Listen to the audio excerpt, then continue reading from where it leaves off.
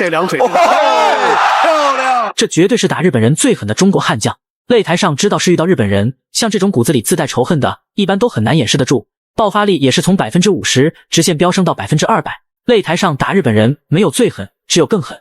今天终于找到了一个打日本人不需要理由的机会。中国选手穿山豹张美轩霸气前来迎战，势必要给小日子过得还不错的日本选手上一课。首先出场的就是嚣张的日本选手马萨，出场时装神弄鬼，故弄玄虚，仿佛像是一只刚从深山老林窜出来的野猴子一样，不仅对着台下的观众大吼小叫，而且还狂言道日本空手道才是世界第一，中国功夫根本上不了台面。面对这一幕，中国悍将张美轩前来斩妖除魔。发布会上，马萨丝毫不把张美轩放在眼里，不仅恶意推搡，而且满嘴喷粪。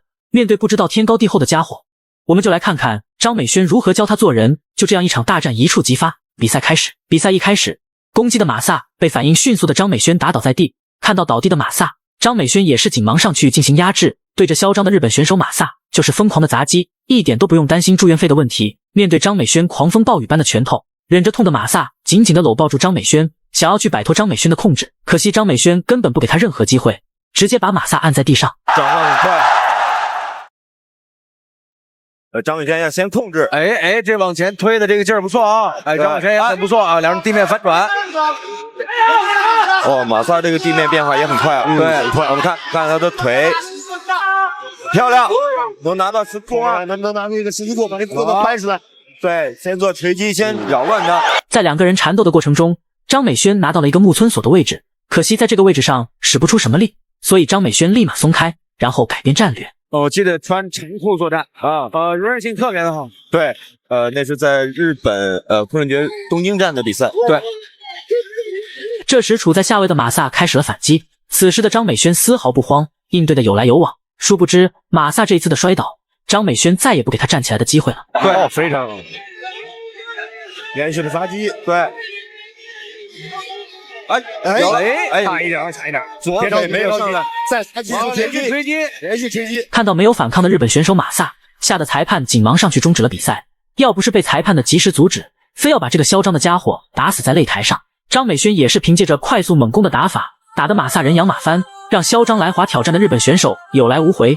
自此一战，看到马萨被打得如此狼狈，日本官方也是彻底丢了面子，于是就花重金请来了当时残联5届空手道冠军的金村武孝启，想要一举拿下中国选手，从而让日本空手道弘扬世界。殊不知，就在金村武孝启接下这个单子的时候，他命运的齿轮才算是刚刚开始。赛前金村武孝启也是撂下狠话，绝对不会让张美轩坚持到回合结束。走到围绳边的日本选手也是开始做起了祈祷，天灵灵地灵灵，上了擂台就躺平。结果上了擂台，直接被张美轩打得躺尸擂台。接下来我们就来一起看看张美轩暴揍日本选手的精彩对决吧。就这样一场大战一触即发。比赛开始，比赛一上来，金村武孝启就表现出了很强的进攻欲望，发起攻击的金村武孝启被张美轩轻松化解，然后日本选手就开始后退做出防守，想要和张美轩保持着一定的距离，可惜张美轩根本不给他任何机会，不停地向金村武孝启施压。面对一波输出过后，明显的金村武孝启变得没有刚开始那么主动了，打得非常谨慎。面对谨慎的金村武孝启，张美轩并没有急于攻击，而是不断地盯住金村武孝启的一举一动，去寻找一击制敌的机会。这时张美轩慢慢地把金村武孝启往围绳边压制，在金村武孝启下前抱摔的时候，张美轩一击扫踢，然后连续的重拳直接把日本选手打得躺尸擂台，吓得裁判紧忙终止了比赛。此时台下的医护人员也是紧忙上来进行救治，张美轩也是以绝对的实力预判了日本选手的下前抱摔，直接一脚让日本选手失去了战斗能力。正所谓的天狂必有雨，人狂必有祸，出来混迟早都是要还的。最终张美轩也是以 KO 的方式拿下比赛胜利，为国争光。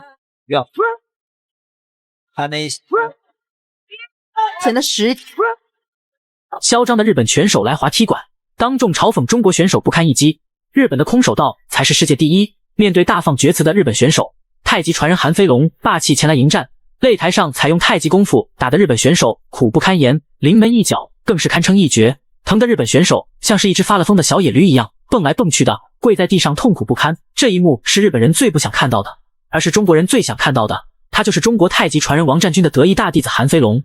韩飞龙把太极功夫的4两拨千斤体现得淋漓尽致，一招必杀的太极八卦连环踢让许多来华挑战的老外吃尽了苦头。他也是把太极功夫带入擂台的第一人，天资聪慧的韩飞龙把太极功夫和现代的搏击合二为一，打造出了一套攻防有序的打法，进可攻，退可守，即便如此，总有一些不知道天高地厚的日本选手嚣张来华踢馆。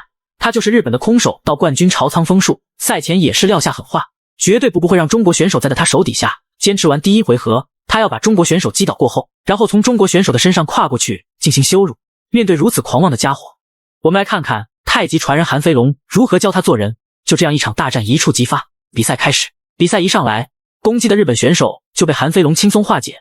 此时日本选手还在那里嘚瑟，向韩飞龙示意不过如此，殊不知他将会为他种种的行为付出惨痛的代价。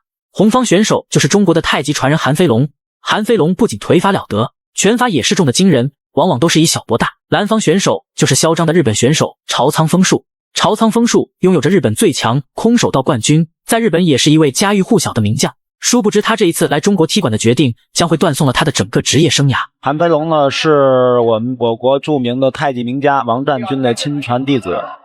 一直呢把这个太极的一些技战法、传统武术太极的技战法揉到现代自由搏击的这个战术里面。这时被摔倒的日本选手站起来，比赛继续。上来找准时机的韩飞龙就是连续的重拳，打得日本选手连连后退。每当日本选手进行反击时，韩飞龙总能比他快一步，这样子不仅可以很好的化解日本选手的攻击，而且还能打出有效的反击，让日本选手防不胜防。一般小日子过得还不错的日本选手来我们中国打比赛，往往都是嚣张至极，在他们眼里自己的实力无人能敌。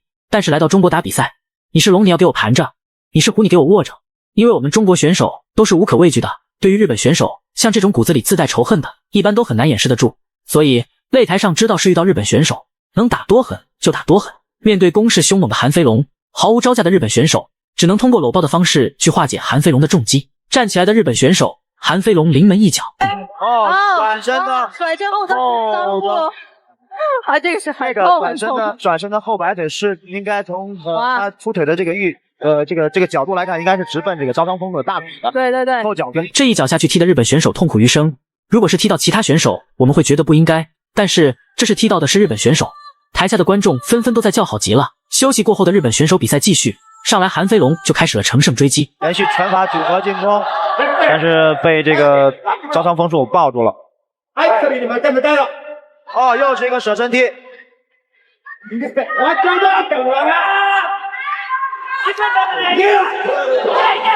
刚刚红方选手的一个超人拳，这个日本选手一个飞起来的一个飞膝啊，非常。在换拳时，明显日本选手的重拳不及韩飞龙，所以只能通过搂抱的方式去化解韩飞龙的重击。在裁判上去把两个人分开的那一刻，日本选手直接跪在了地上。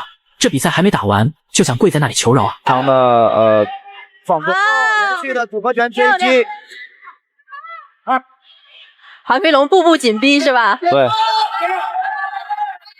这时韩飞龙一击舍身踢，不慎距离太近，没有发挥出来最大的功效。面对没有得手的韩飞龙，日本选手心想不过如此，开始放松了警惕。找准时机的韩飞龙再一次使用自己的必杀技，一招制敌，吓得裁判直接终止了比赛。韩飞龙也是以绝对的实力全程压制暴走嚣张的日本选手，让其有来无回。正所谓的天狂必有雨，人狂必有祸，出来混迟早都是要还的。最终韩飞龙也是以 KO 的方式成功拿下比赛胜利，为国争光。